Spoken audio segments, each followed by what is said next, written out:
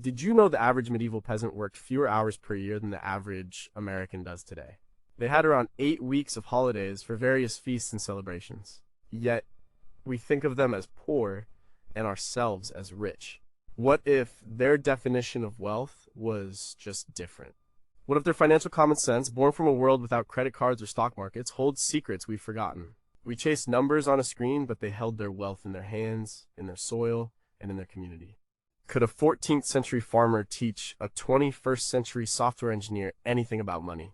Let's see, it's number 15. What if your wealth was in your hands, not a bank? Imagine you're a teenager in the year 1350. Your father doesn't give you an allowance. He doesn't open a savings account for you. Instead, he secures you an apprenticeship with the local blacksmith. For the next 7 years, you don't earn much money. You live with the master.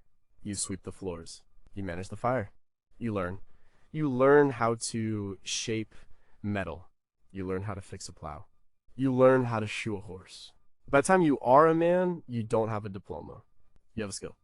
This skill is your wealth.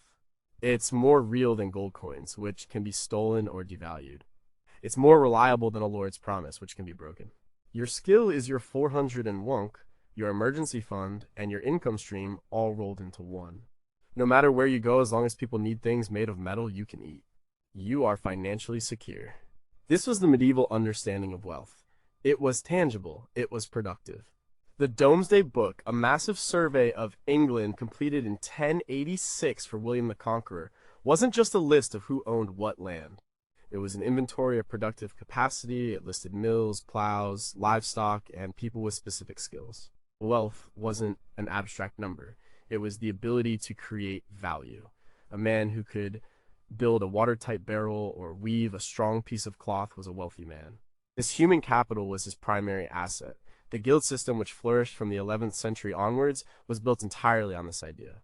Guilds protected the value of skills. They controlled training through apprenticeships. They set quality standards. They ensured that a master craftsman's skill remained a scarce and valuable commodity. It was a closed system, sure, but it was a system that fundamentally understood that the most reliable asset a person can have is their own competence. Now, think about today. We are obsessed with financial assets. We check our stock portfolios. We talk about cryptocurrency. We measure our wealth by the number in our retirement account. These are all abstract representations of value. They are claims on future earnings or speculative bets on digital tokens. And they can be incredibly fragile. The 2008 financial crisis showed us how quickly these numbers can evaporate. A market crash can wipe out a lifetime of savings in a matter of weeks. But what happens to a skilled plumber in a recession? Or an expert electrician? People still need their pipes fixed. They still need the lights on. Their skills remain in demand. Their ability to generate income is far more resilient than a stock certificate. This isn't an argument against investing. It's an argument for redefining our primary investment. We spend so much time and energy managing our money, but how much time do we spend actively managing and upgrading our core skills? Robert Kiyosaki, in his famous book Rich Dad, Poor Dad, defines an asset simply as something that puts money in your pocket. By this definition, a high-income skill is the greatest asset you can ever own. It requires maintenance and upgrades just like any other asset, but it's not subject to market volatility in the same way. The World Economic Forum's Future of Jobs report consistently highlights the need for reskilling and upskilling. It warns that many current jobs will be automated. The medieval craftsman would understand this perfectly. If a new technology came along, you had to adapt your skills or become obsolete. We've outsourced our security to complex financial systems we don't fully understand. We hope the market goes up. We hope our company doesn't have layoffs. We hope the government pension will be there. The medieval blacksmith hoped for rain and a good harvest, but he didn't hope for his skill to desert him. He owned it. It was inside him. The modern equivalent isn't churning your own butter. It's becoming so good at what you do that you are indispensable. It's having a side hustle skill, like coding, graphic design, or carpentry, that you could fall back on if your main job disappears. It's about shifting your mindset from how much money do I have to how much value can I create. In the medieval world, the answer to the second question determined the answer to the first. And it still does. We've just buried that truth under layers of financial complexity. What do we still not know? If a massive solar flare wiped out the global electronic grid, destroying all digital records of wealth, how would society reorganize itself to determine value? In an era where AI can increasingly perform knowledge-based tasks, what is the single most valuable human skill to cultivate for the next 50 years? We track the return on investment for our financial assets, but has anyone ever successfully calculated the lifetime ROI of mastering a tangible, hands-on skill? Number 14. Are you a producer or just a consumer? Medieval peasant family didn't have a grocery budget. Their budget was measured in daylight, seeds, and sweat. They were producers first and consumers second. Their small plot of land, the Tofton Croft, that often came with their cottage, was their factory. It produced vegetables, eggs from a few chickens, maybe some milk from a goat. The common lands surrounding the village provided wood for fuel, berries for foraging, and pasture for the family pig. Nothing was wasted. Vegetable scraps fed the pig. The pig provided manure for the garden, and eventually, meat for the winter. Bones were boiled for broth. Animal fats were used to make soap or candles. It was a closed-loop system born of necessity. You couldn't just run to the store. The store was your backyard. This wasn't a romantic lifestyle. It was hard, grinding work, but it ingrained a mindset that is almost alien to us today, the producer mindset. Before they could consume anything, they had to create it, grow it, or forage for it. Consumption was the final step in a long process of production, this deep connection to the source of things created, an inherent understanding of value. When you've spent months tending a garden, you don't let a single carrot go to waste. When you've spun the wool and woven the cloth, you don't discard a shirt because of a small hole. You mend it. The concept of disposable would have been utterly nonsensical. We'll contrast this with modern life. We are, by and large, a society of consumers. Our primary economic activity is buying things. We work to earn money, and we use that money to purchase goods and services that others have produced. Food comes from a supermarket, wrapped in plastic. Clothes come from a factory thousands of miles away. Entertainment is streamed to our devices. We are disconnected from the process of production, and this has a profound effect on our financial lives. When you don't know what it takes to produce something, you can't truly understand its value. It becomes easy to waste. A 2021 study by the World Wildlife Fund, WWF Germany, estimated that 1.2 billion tons of food is lost on farms globally, and a further 931 million tons is wasted by retailers and consumers. That's a staggering amount of wasted resources, water, and labor. A medieval peasant would be horrified. That isn't just wasted food, it's wasted life force. The modern FIRE movement, financial independence, retire early, has in many ways rediscovered this medieval wisdom. A core tenet of the movement is to dramatically increase your savings rate, often by slashing spending. And how do they do that? They shift from consuming to producing. They learn to cook meals from scratch instead of eating out. They learn basic home and auto repair instead of hiring a handyman. They grow their own vegetables. They adopt a DIY, do-it-yourself ethos for everything from making cleaning supplies to mending their own clothes. Every act of production is an act of saving. When you fix your own leaky faucet using a 10-cent washer and a YouTube video, you haven't just saved a $100 plumber's fee. You've transferred that $100 from the expense column to the asset column of your life's ledger. This isn't about becoming a full-time farmer, it's about changing a default setting in our brains. The default consumer setting is, I have a problem, what can I buy to solve it? The producer setting is, I have a problem. What can I learn or do to solve it myself? This shift has massive financial implications. It reduces reliance on external systems. It builds resilience. It saves a significant amount of money that can then be used for investment or debt reduction. The historian and author Yuval Noah Harari has written extensively about how the agricultural revolution was, in some ways, a trap that led to harder work and a less varied diet for many. But it also permanently fused humanity with the act of production. For thousands of years, to be human was to be a maker. It is only in the last few generations, particularly since the post-World War II consumer boom, that we have become a species defined by what we buy, not what we make. Reclaiming even a small part of that producer identity by baking a loaf of bread, repairing a pair of jeans, or changing the oil in our own car is a powerful financial move.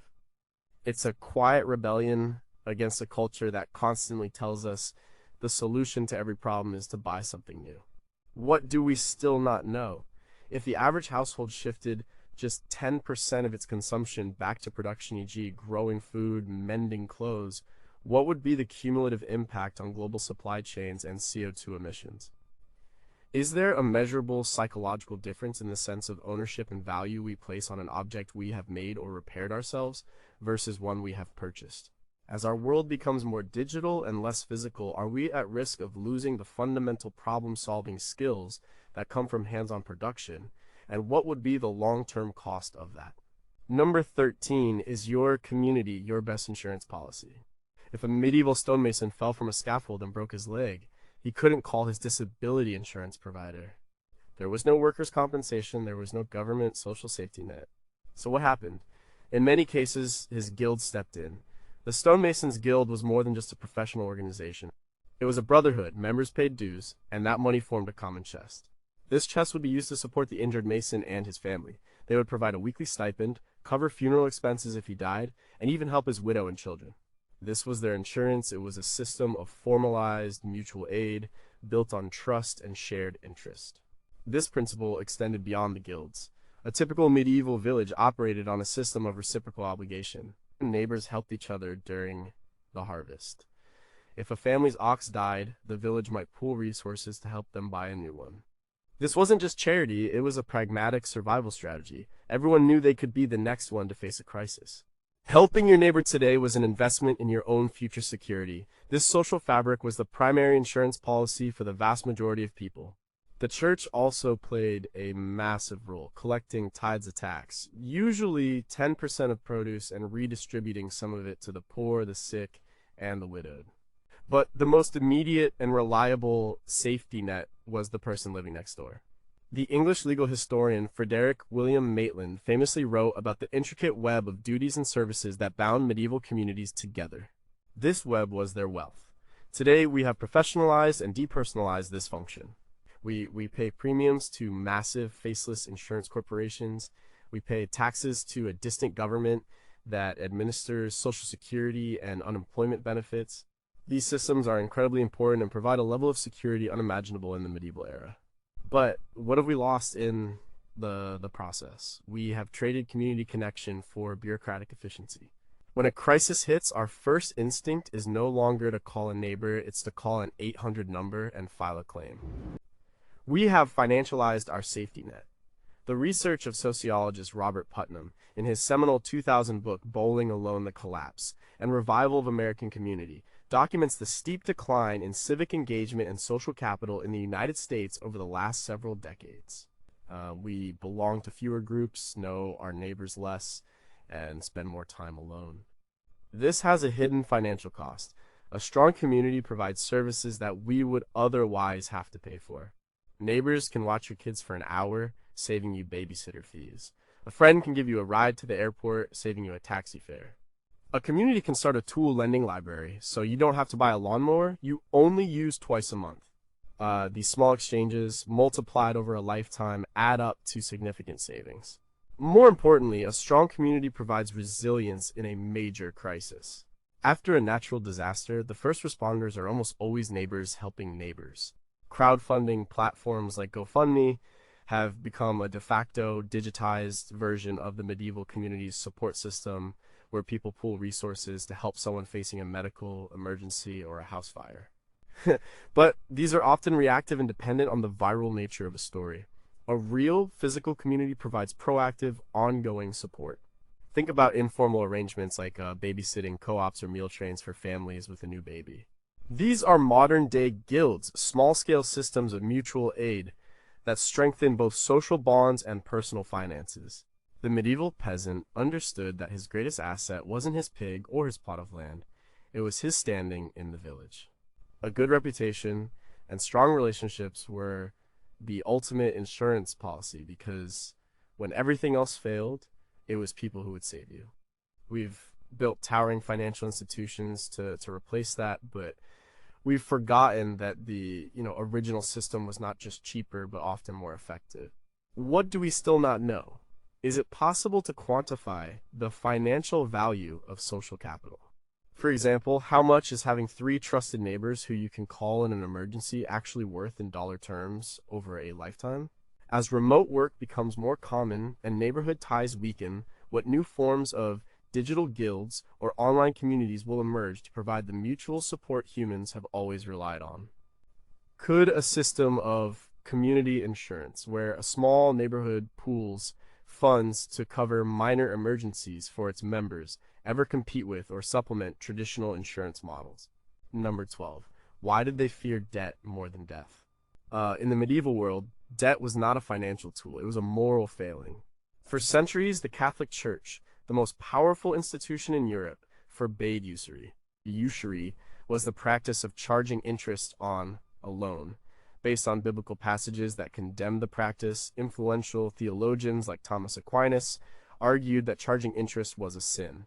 He reasoned that money was a medium of exchange, and to make it breed more money through interest was unnatural and exploitative, like selling time itself, which belonged only to God.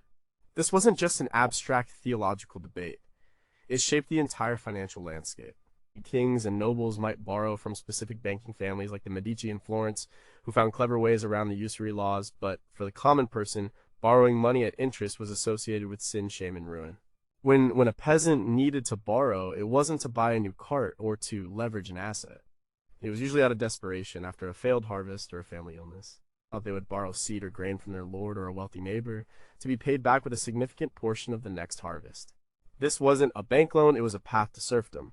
A debt that couldn't be repaid could lead to the loss of land, tools, and even personal freedom.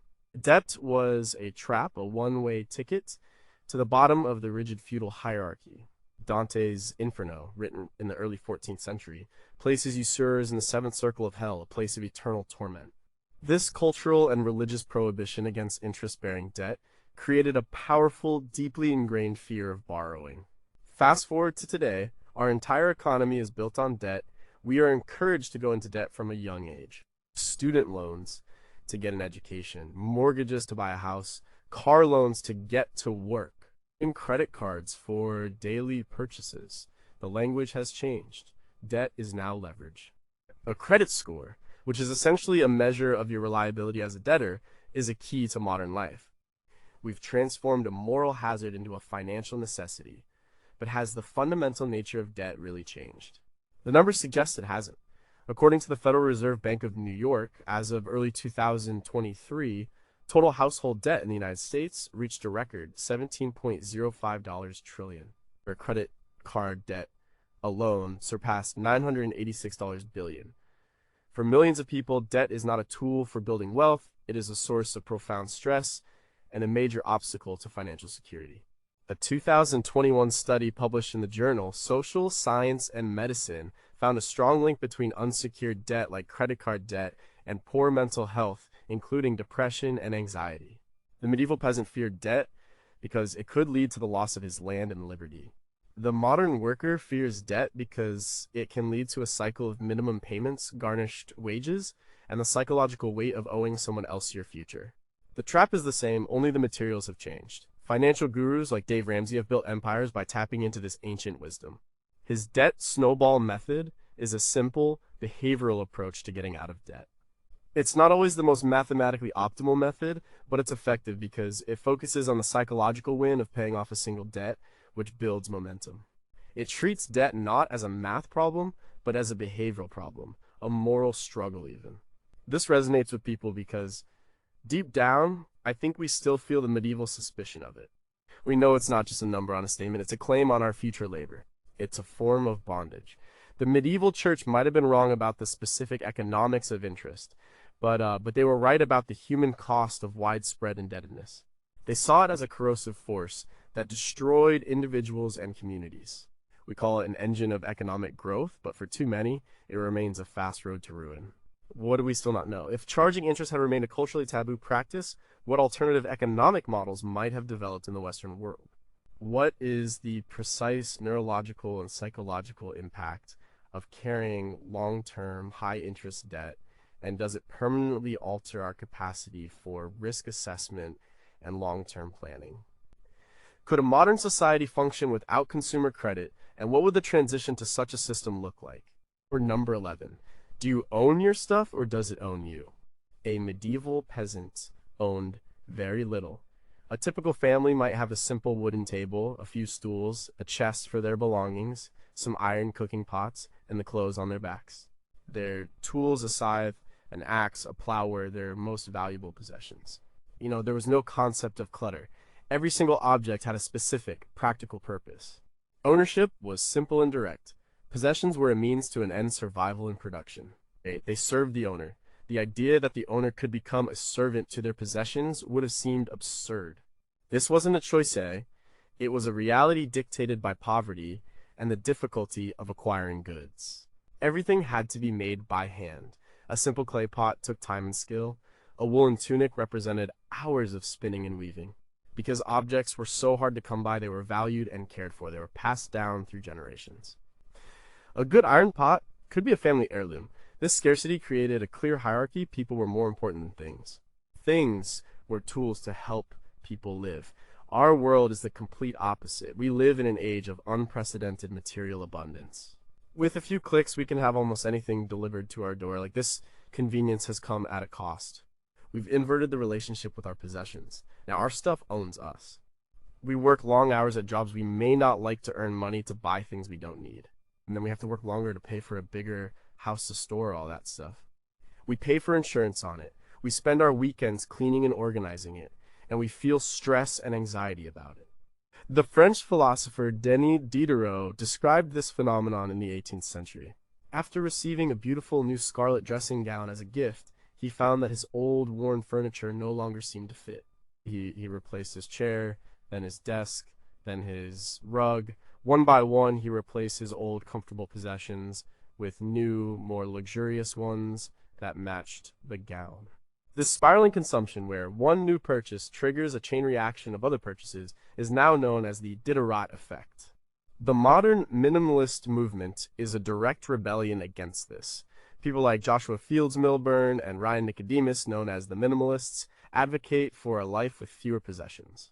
Their philosophy is a modern echo of that medieval reality: own only what serves a purpose or brings you joy.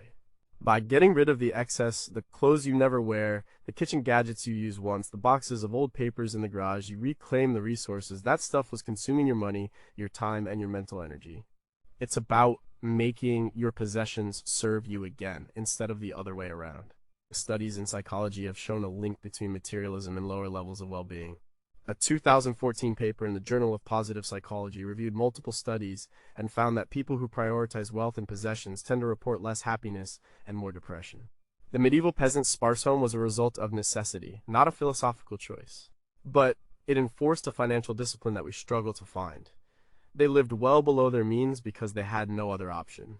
We have infinite options, and so living below our means has become a radical act of self-control. The average American home contains an estimated 300,000 items. Our obsession with acquiring things is not just a personal finance problem, it's an environmental one. The production, shipping, and eventual disposal of all this stuff consumes vast resources and creates mountains of waste.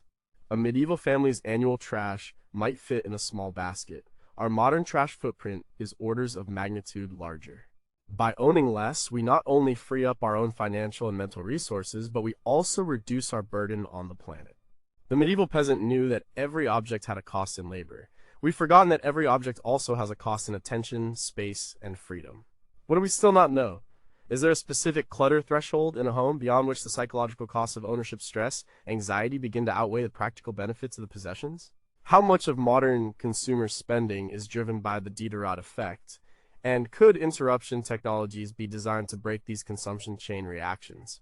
If a society were to collectively shift its values from material acquisition to experiential acquisition, travel, learning, community events, how would that fundamentally reshape the global economy? Number 10. What's the real price of convenience? If a medieval villager needed a new pair of shoes, he didn't order them online. He walked to the village cobbler. He knew the cobbler, a man named John personally. He knew John's family. John would measure his feet, they would discuss the type of leather to use. A few weeks later, the shoes would be ready. The villager might pay John in coins, or he might trade him a few chickens or a bushel of wheat. The entire transaction was personal, local, and transparent. The villager knew exactly where his money or his chickens was going to another family in his own community. This money would then be spent by the cobbler at the local baker, who would then buy grain from a local farmer. The wealth stayed within the village. It circulated, strengthening the local economy with every transaction. This was the default economic model for centuries, the local economy. It wasn't an ideology, it was a geographic and technological reality. The transport was slow and expensive, so most of what you consumed was produced within a few miles of where you lived. This had a profound effect on financial life. It fostered a deep understanding of value through barter. When you trade your own chickens for a pair of shoes, you have a visceral sense of the labor and resources involved. It's not an abstract price tag, it's a direct exchange of your life's energy for someone else's. Negotiation was a key skill, prices weren't fixed, they were a conversation. Today, we have sacrificed this local, transparent model for a globalized system of incredible convenience and low prices. We can buy strawberries from Chile in the middle of winter. We can order a t-shirt made in Bangladesh and have it arrive the next day. This system, exemplified by giants like Amazon and Walmart, is a marvel of logistics. But it comes with a hidden price. When you buy that t-shirt online, your money is whisked away to a corporate headquarters hundreds or thousands of miles away. Very little of it stays in your community. The transaction is impersonal and opaque. You don't know who made your shirt. You don't know what their working conditions were like. The complex supply chain obscures the true cost of the product, the environmental cost of shipping, the human cost of low wages.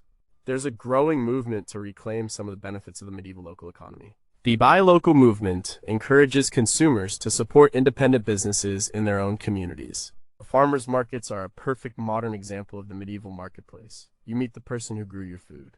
You can ask them questions. The money you spend goes directly to them, and they are likely to spend it locally as well.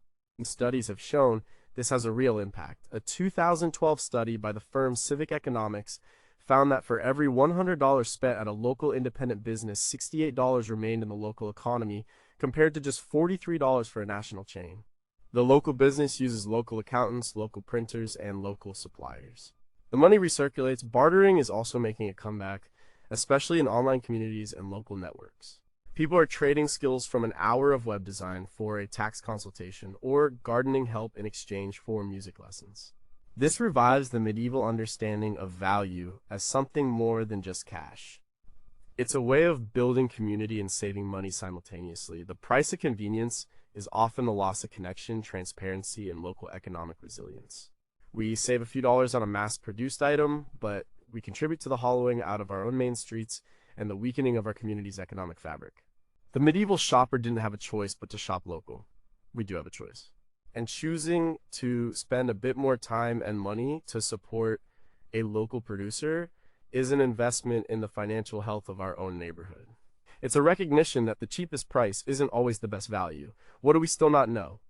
What is the true all-in cost of a globally sourced product versus a locally sourced one if you factor in environmental externalities, tax subsidies for large corporations, and the social cost of lost local jobs? Could blockchain or other transparency technologies ever recreate the trust and directness of a medieval local marketplace on a global scale?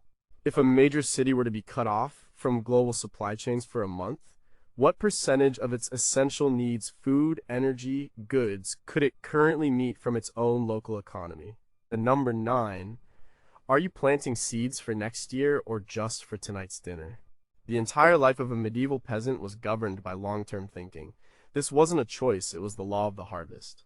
In the spring, when you planted your seeds, you weren't thinking about dinner that night. You were thinking about the fall. You had to save the best grains from the previous harvest to use as seed, even if your family was hungry during the winter. Eating your seed corn was the ultimate act of desperation, a guarantee of future starvation. It was a brutal lesson in delayed gratification. You had to sacrifice immediate comfort for future survival. This long-term perspective was woven into the fabric of life. When you built a house, you built it with oak timbers that would last for centuries. You planted an orchard of apple trees that might not bear fruit for 5 to 7 years, but would then feed your children and grandchildren. You managed the forest by coppicing trees, cutting them in a way that allowed them to regrow, ensuring a sustainable supply of wood for the future. You maintain the soil of your fields through crop rotation and by letting fields lie fallow, a practice known since Roman times, to allow the land to recover its fertility. Every major financial decision was made with an eye on the next season, the next year, the next generation. Short-term thinking led to ruin. Our modern culture, in contrast, is pathologically short-term. We are driven by quarterly earnings reports, 24-hour news cycles, and the instant gratification of social media likes. This short-termism pervades our financial lives. We buy things on credit, prioritizing our immediate desire for a new phone or vacation over the long-term cost of interest payments. We panic sell stocks during a market dip instead of sticking to a long-term investment plan. We prioritize current spending over saving for a retirement that is decades away.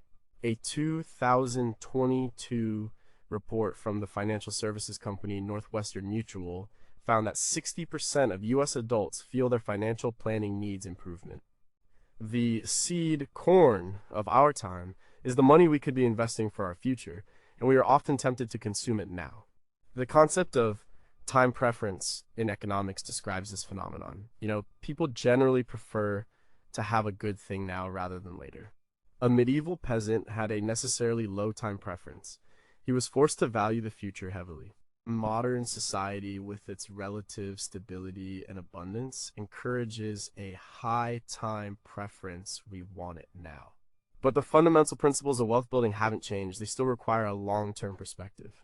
The power of compound interest, which Albert Einstein supposedly called the eighth wonder of the world, is a purely long-term phenomenon. Saving a small amount of money regularly and letting it grow for decades can create immense wealth. But it requires the discipline to plant the seeds and wait. This medieval mindset is also deeply relevant to the biggest long-term challenge we face: climate change. Our current economic model prioritizes short-term profits over long-term environmental sustainability. We are, in effect, eating our planet's seed corn. We are depleting natural resources, topsoil, fresh water, stable climate program that are essential for future generations for the sake of immediate economic growth. A medieval farmer who destroyed the fertility of his land for a single bumper crop would have been seen as a fool. Yet, that is what our global economy is doing on a massive scale. Adopting a medieval long-term perspective means thinking like a good steward. It means asking of any financial decision, whether it's personal or societal, what are the consequences for next year? For the next decade, for the next generation, it's about understanding that the most profitable actions are often not the ones that pay off today, but the ones that ensure there will be a harvest tomorrow. What do we still not know? Is our modern, fast-paced information environment neurologically shortening our attention spans, and by extension, our ability to engage in the long-term financial planning our ancestors practiced by necessity? What economic incentives could be powerful enough to shift entire industries from a quarterly profit mindset to a multi-generational sustainability mindset?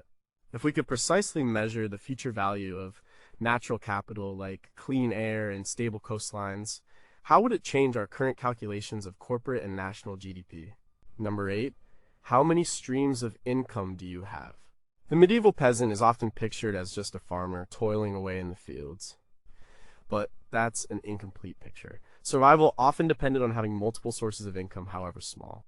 The peasant family's main job was working the lord's land and their own small plot. This was their primary income stream, but it was a risky one. A drought, a flood, or a pest infestation could wipe it out. So they diversified. The wife might spin wool into thread to sell in the local market. The husband might be a passable carpenter repairing a neighbor's fence for a small payment. They might collect honey from beehives, sell surplus eggs, or gather firewood from the common lands to sell. This wasn't a side hustle in the modern sense of a passion project. It was a critical part of their risk management strategy. This principle was even more pronounced for village artisans. A blacksmith didn't just shoe horses. He would also make nails, repair tools, create household items like hinges and hooks, and maybe even forge weapons if the need arose. Each of these was a small stream of income. A miller might grind grain for the village, but he might also raise pigs on the spillover and fish in the mill pond. This diversification was their shield against volatility. If an outbreak of disease reduced the number of horses needing shoes, the blacksmith could still make a living selling nails. As the famous economic historian R.H. Tawney wrote, the medieval economy was characterized by people holding multiple overlapping roles. Specialization was a luxury few could afford. We live in an age of hyper-specialization. We are trained for one specific career. We have one primary employer. We rely on a single paycheck to fund our entire lives. This is incredibly efficient when times are good, but it's also incredibly fragile. As the 2008 financial crisis and the 2020 pandemic showed, millions of people can lose their sole source of income overnight due to forces completely outside their control. Relying on a single paycheck is like a medieval farmer planting only one type of crop. It's a high-stakes gamble. The modern concept of the side hustle or the gig economy is a direct return to this medieval wisdom of income diversification. Having a second or third stream of income provides a powerful buffer against financial shocks. If you lose your main job, the income from your freelance writing, your Etsy shop, or your weekend handyman work can be the difference between stability and crisis. A 2022 report by Bankrate showed that 41% of Americans have a side hustle. This isn't just a trend for the young, it's being adopted by people of all ages as a way to pay down debt, save for goals, or simply create more financial security. The financial writer Nassim Nicholas Taleb, in his book Antifragile Things That Gain from Disorder, argues that systems become stronger when they are exposed to volatility and stress. A person with a single, high-paying job is fragile. They are vulnerable to a single point of failure. A person with multiple smaller income streams is anti-fragile. The loss of one stream might hurt, but it won't destroy them. It might even force them to strengthen their other streams, making them more resilient in the long run. The medieval peasant understood this in his bones. He knew that relying solely on the wheat harvest was foolish. You also needed the chickens, the bees, and the weaving, because you never knew which one would fail you in any given year. We've been taught to climb a single career ladder. The medieval model suggests it's much safer to have several small ladders, all leading to your financial security. What do we still not know? Does having multiple income streams lead to higher overall lifetime earnings? Or does it simply provide more stability by smoothing out income volatility? What is the psychological impact of income diversification?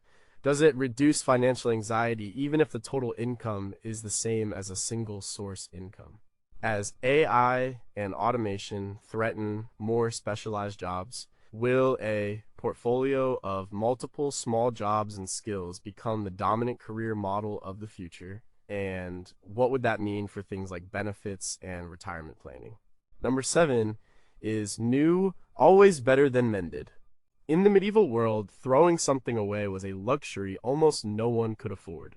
Every object was the product of significant labor and scarce materials. When a cooking pot cracked, you didn't toss it.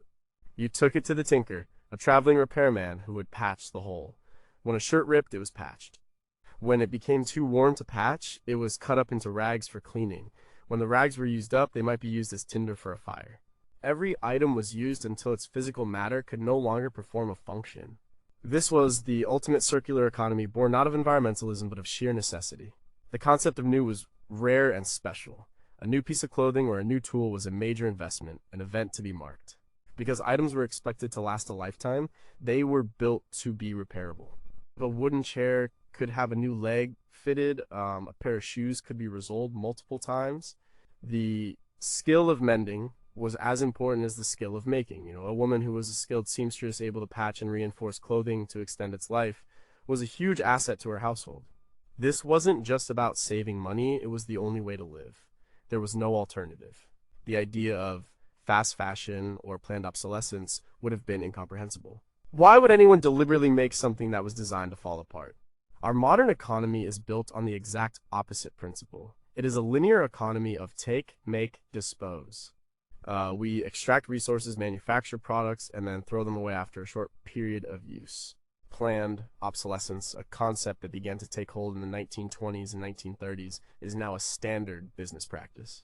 Our smartphones are designed to be difficult and expensive to repair, encouraging us to buy a new model every couple of years. Our clothes are often so cheaply made that they are not worth mending. We have been culturally conditioned to believe that new is always better. Mended or secondhand items are often seen as inferior. This has devastating financial and environmental consequences. The average American throws away about 81 pounds of clothing per year, according to the Environmental Protection Agency. The vast majority of this ends up in landfills. This constant cycle of buying new things is a huge drain on our finances. We are on a treadmill of consumption, working to buy replacements for things that were designed to fail. The right to repair movement is a modern pushback against this system. It advocates for laws that would require manufacturers to make their products more easily repairable by consumers and independent repair shops. They are fighting for the same reality. The medieval peasant took for granted that if you own something, you should have the right to fix it. Learning the basic skills of mending and repair is a powerful financial act. Sewing on a button, patching a pair of jeans, fixing a wobbly chair, or even learning basic electronics repair through online tutorials can save you thousands of dollars over a lifetime. It's a direct rejection of the consumer treadmill. It changes your relationship with your possessions. An object you have repaired is no longer just a passive thing you bought. You have a history with it. You have invested your own time and skill into it, increasing its value to you, even if its resale value is low. The Japanese art of kintsugi, where broken pottery is repaired with lacquer mixed with powdered gold, is a beautiful illustration of this idea. The repair is not hidden, it is highlighted. The object's history of being broken and mended becomes part of its beauty. The medieval peasant wouldn't have used gold, but he would have understood the philosophy. The patch coat was a sign not of poverty, but of prudence and good stewardship. What do we still not know? If major manufacturers were legally required to provide repair manuals and spare parts for all their products for at least 10 years, how would that single change affect consumer spending, landfill waste, and the growth of a new repair-based economy? Is there a way to calculate the lost value from planned obsolescence on a national scale? And what does that number represent in terms of wasted labor, resources, and consumer capital? Does the act of repairing a physical object have a measurable positive impact on a person's mental health, sense of agency, and self-efficacy in other areas of their life? Number 6. What laws are secretly controlling your spending? In the medieval period, what you wore was not just a matter of personal choice. It was often a matter of law. Sumptuary laws were regulations that controlled consumption, and they were common throughout medieval Europe. These laws dictated what people of different social classes could wear. A peasant might be forbidden from wearing silk or certain types of fur. The color purple was often reserved for royalty. The length of the toes on your shoes or the number of buttons on your tunic could be legally restricted based on your social rank. On the surface, these laws were about maintaining the social order. The nobility didn't want wealthy merchants dressing like them. But they also had a powerful, if unintentional, financial effect. They acted as a forced brake on conspicuous consumption. These laws essentially made it illegal for most people to engage in lifestyle inflation. No matter how much money a successful farmer or craftsman made, he couldn't legally spend it on the status symbols of the class above him. This forced him to invest his surplus wealth in more productive ways. He might buy more land, better tools, or more livestock. He invested in assets that would generate more income, rather than in depreciating assets like fancy clothes designed to signal a status he wasn't allowed to claim. These laws, while socially repressive, created a framework that encouraged productive investment over wasteful spending. The 14th century English Statute of Laborers and its accompanying regulations included clauses on what laborers could eat and wear, explicitly to keep their wage demands down and prevent them from spending on luxuries. We think we are free from such laws today. We can buy whatever we can afford. But are we really? We may not have legal sumptuary laws, but we are governed by powerful, unwritten social sumptuary laws.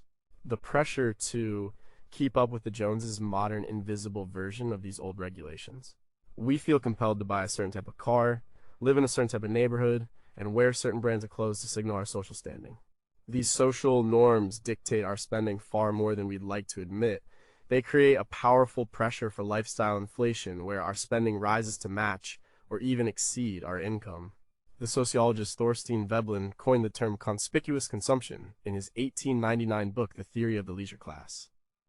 He described how the newly rich of the Gilded Age used their spending not for its utility, but to display their wealth and social status. This is the driving force behind our modern social sumptuary laws. We buy the expensive handbag or the luxury watch not just because we like it, but because of what it says about us to other people.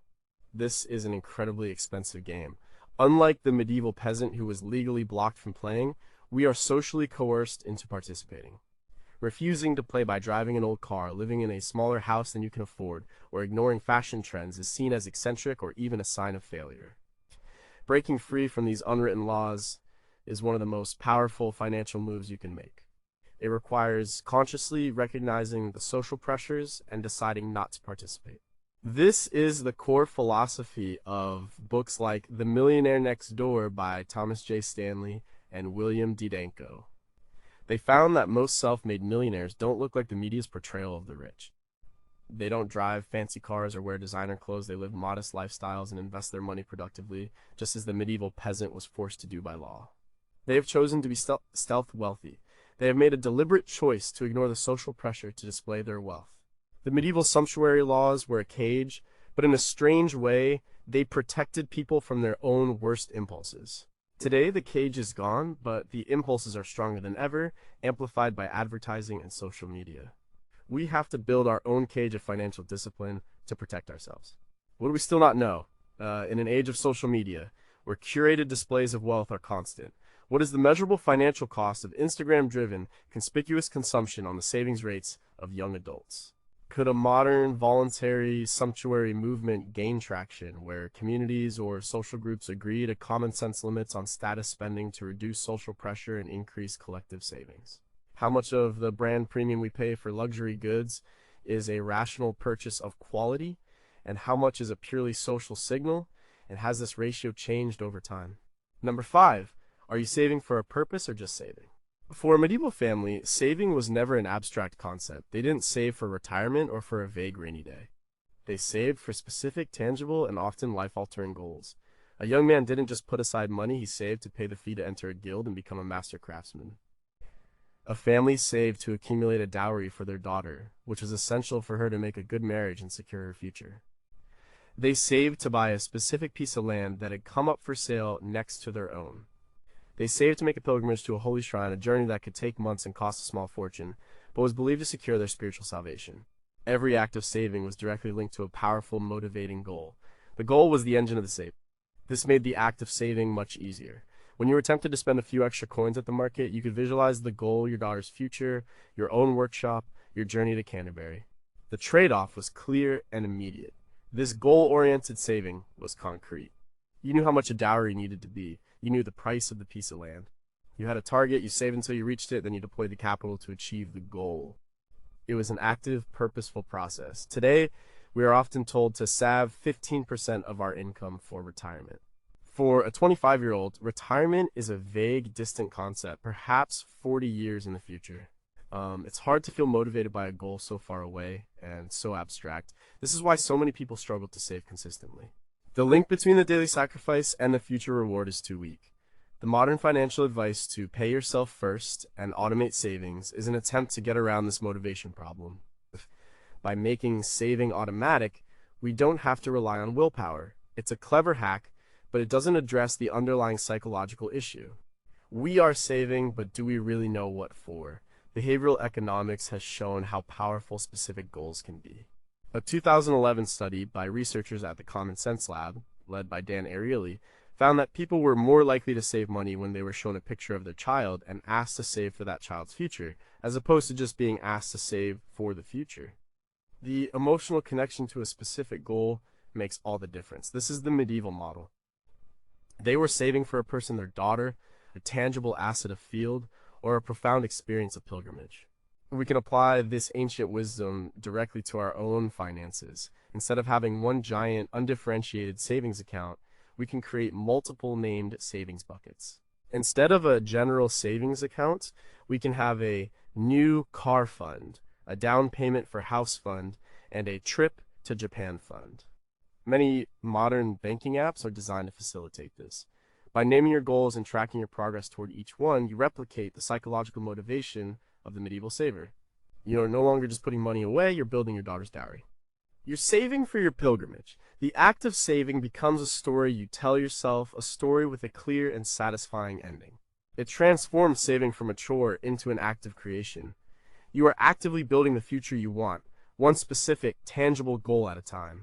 What do we still not know? Is there an optimal number of specific savings goals a person can pursue at one time before they experience goal fatigue and their overall savings rate declines? How does the brain's reward system respond differently to saving for a short-term, tangible goal like a new bike versus a long-term, abstract goal like retirement? Could personalized AI financial coaches that create compelling visual narratives around a person's specific savings goals significantly increase the national savings rate? Number 4, does your family's financial plan span generations? In the medieval world, the individual was secondary to the family line. The primary economic unit was not the person, but the dynasty, even for a humble peasant family. The goal was not to get rich and retire. The goal was to hold on to the family's land and pass it on to the next generation, hopefully in a slightly better state than you received it. This was the prime directive. The family farm or the family workshop was not a personal asset to be liquidated for one's own comfort. It was a sacred trust, a multi-generational enterprise. A father would teach his son the skills of his trade. A mother would teach her daughter how to manage the household economy. Wealth was not just money or land, it was also the accumulated knowledge and skills passed down through the family. Marriages were strategic alliances between families designed to consolidate land or business interests.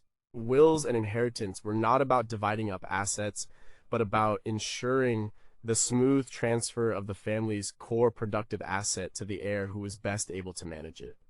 The financial plan of a single person was inseparable from the multi-generational plan of their family. The time horizon was not one lifetime, but many.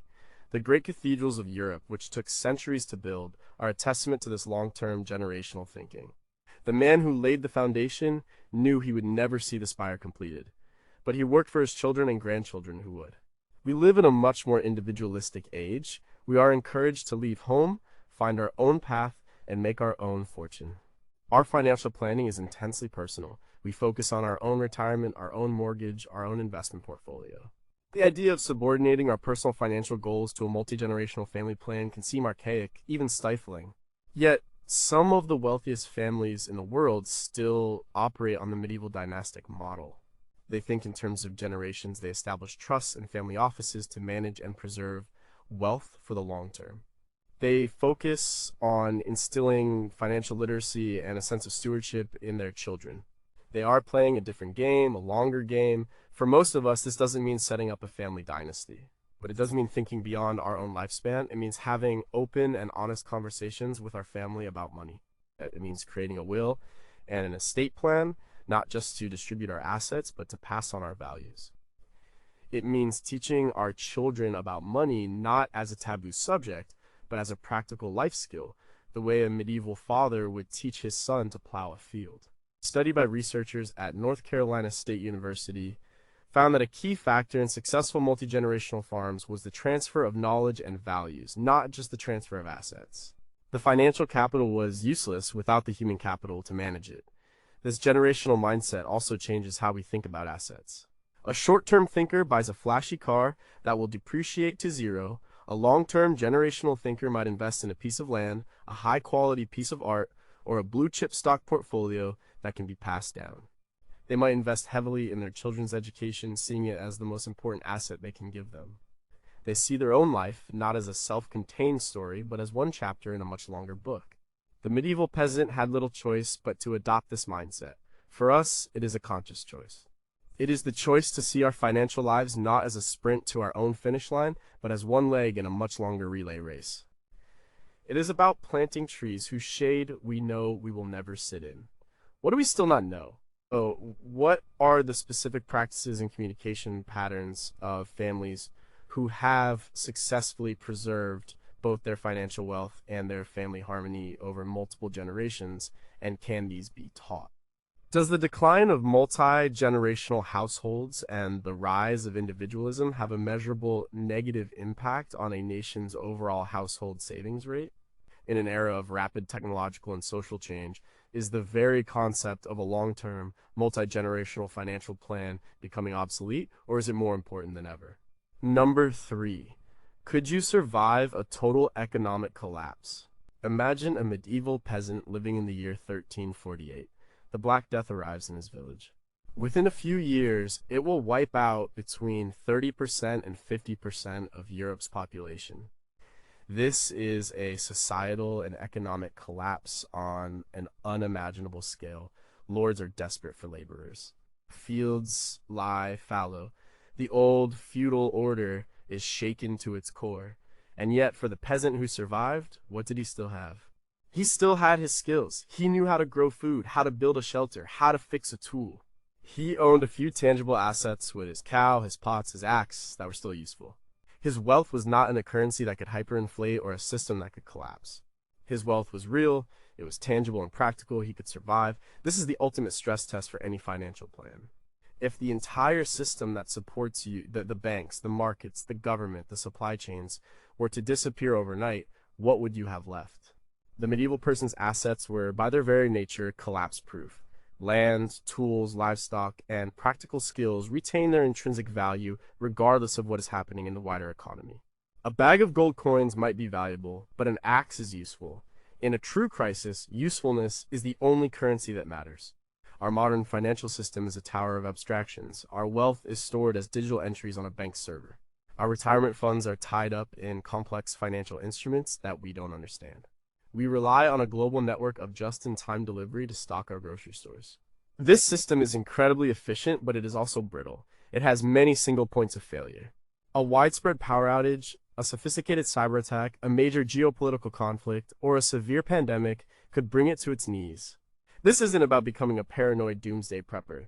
It's about recognizing the wisdom in holding a small portion of your wealth in tangible, useful assets. This is the logic behind holding physical gold or silver. In a crisis where fiat currencies are failing, precious metals have historically been a store of value. But the medieval model pushes us to think even more practically. What is more valuable in a real crisis, a gold coin or a well-stocked pantry, and the knowledge of how to purify water? What is more useful, a stock certificate or a comprehensive first aid kit, and the skills to use it? The modern prepper movement is often mocked, but at its core, it is simply a radical application of this medieval financial wisdom. It prioritizes tangible assets and practical skills. This can mean having a few months' worth of food and water stored. It can mean owning a good set of hand tools and knowing how to use them. It can mean planting a garden, not just as a hobby, but as a resilient source of food. It can mean cultivating strong relationships with your neighbors because, as we've seen, community is the ultimate insurance policy. These are all hedges against systemic risk. They are the tangible assets that are left when all the abstractions burn away. Even a small allocation of your resources towards this kind of resilience, what some call investing in your own life, can provide not just practical security, but immense peace of mind. The medieval peasant lived on the brink of collapse every day. His financial strategies were forged in that fire. We live with the illusion of stability, and our strategies have become soft and complacent as a result. What do we still not know? What is the optimal percentage of a modern household's net worth that should be held in tangible, non-financial assets like stored food, tools, and skills to hedge against systemic collapse without sacrificing too much growth from traditional investments? How would modern societies, which are highly specialized and interdependent, actually function in the first 30 days after a complete collapse of the global financial and logistical systems? Are there certain practical skills, e.g. water purification, basic mechanics, food preservation, that have a disproportionately high survival value and should therefore be considered a critical asset class for every individual to acquire? Number 2, when was the last time you truly understood value? In a medieval market, prices were a negotiation. A farmer with a cart of apples would haggle with a woman who wanted to buy them. The final price would depend on many factors. How good was the harvest this year? Is it early or late in the season? How many other farmers are selling apples today?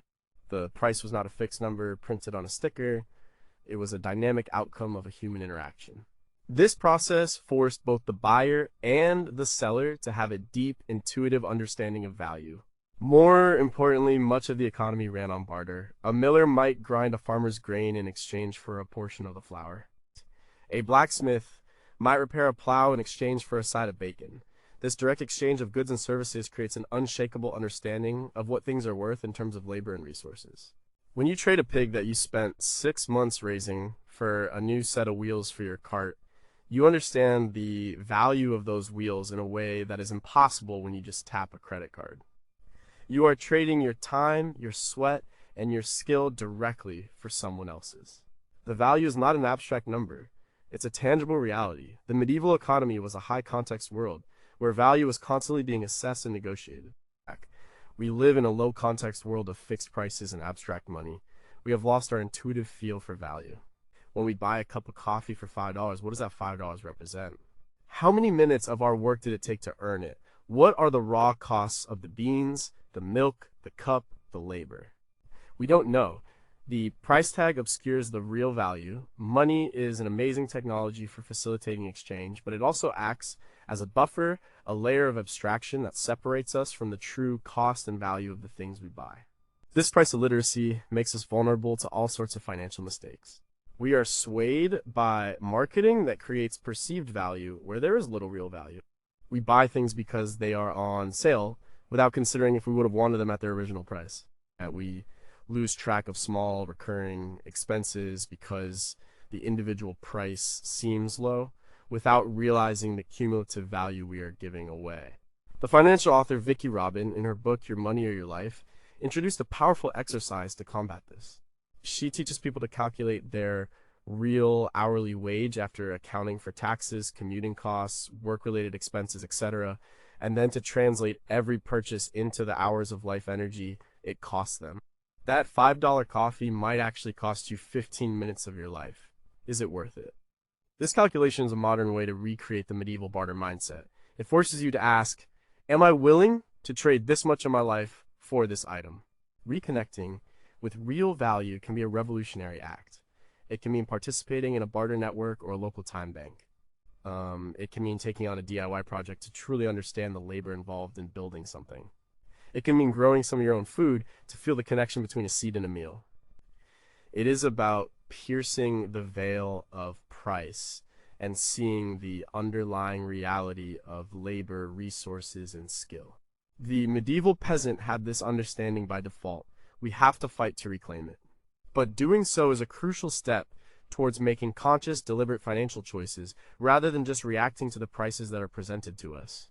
It is the difference between being a passive consumer and an active participant in your own economic life.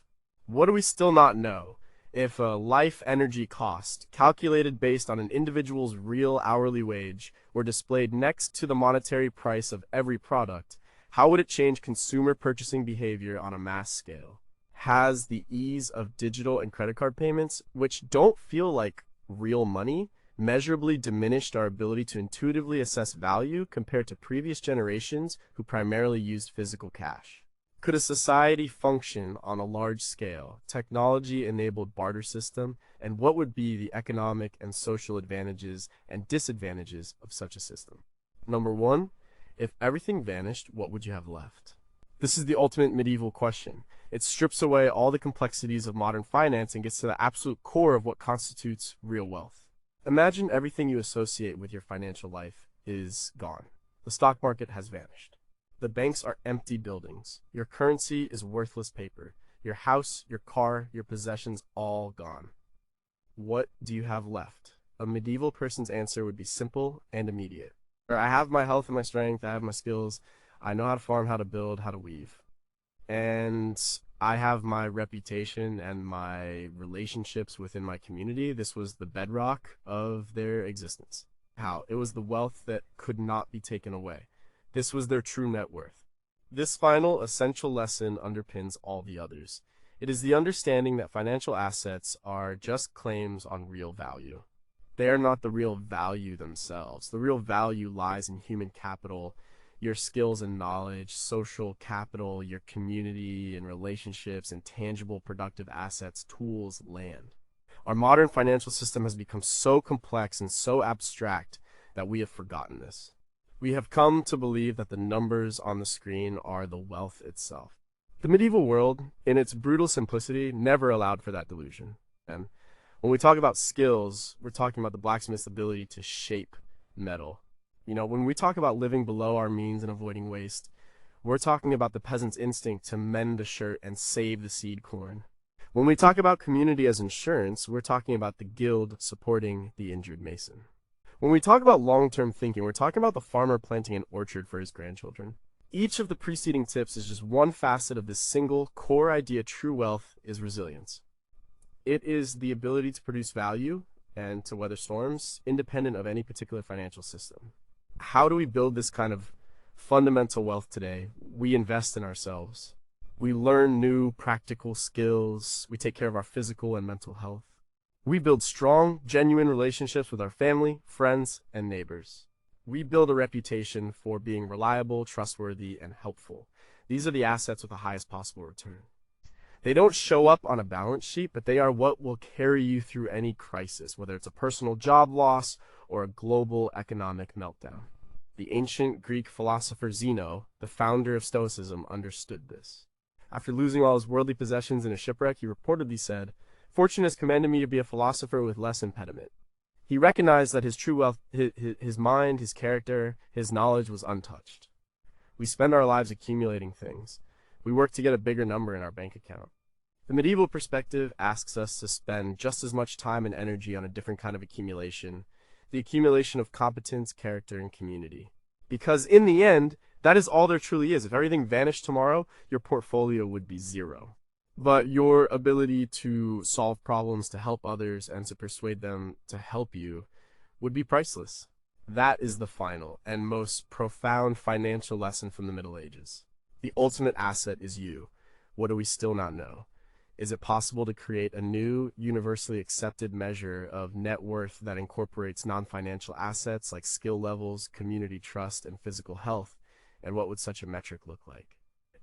If our education system were redesigned to prioritize the building of this fundamental wealth, practical skills, financial literacy, community building over standardized test scores, what would be the long-term impact on economic equality and societal resilience? In the face of a true system-wide collapse, what is the single most valuable asset a person could possess, a tangible good like gold, a practical skill like farming, or a social attribute like trusted leadership?